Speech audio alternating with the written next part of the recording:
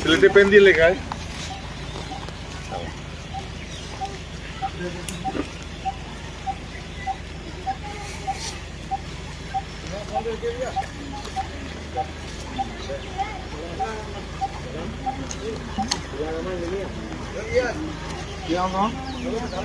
Sir আমার নাম প্রদীপ কুমার বাগচি।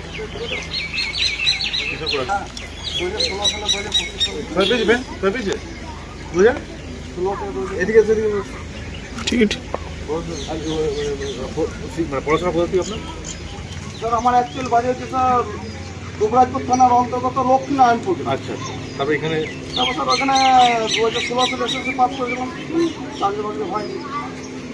তারপরে এখানে টিউশন পড়াচ্ছেন? আমার স্যার এখানে স্টুডেন্ট মানে বিএসআর করেছি, তারপর আমি এখানে হিন্দিকে পড়ি। আচ্ছা, এমএ পাস করেছি।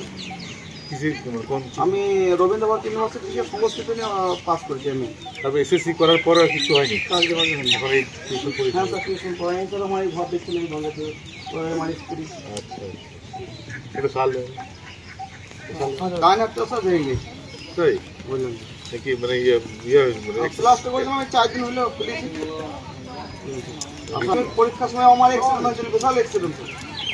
তো আমি তারপরে আমাদের ওই ফয়রাসুল বলে একটা বীরভূমের গ্রাম আছে স্যার, ওই কলেজ থেকে আমি বিএ পাস করেছিলাম, আর কলকাতা রবীন্দ্র ইউনিভার্সিটি থেকে আমি এমএ পাস করেছি। তখন স্যার ট্রেনিংও ভালো কাজ করছে, ঠিক ভালো কাজ করে ঠিক আছে। আর আপনার ফোন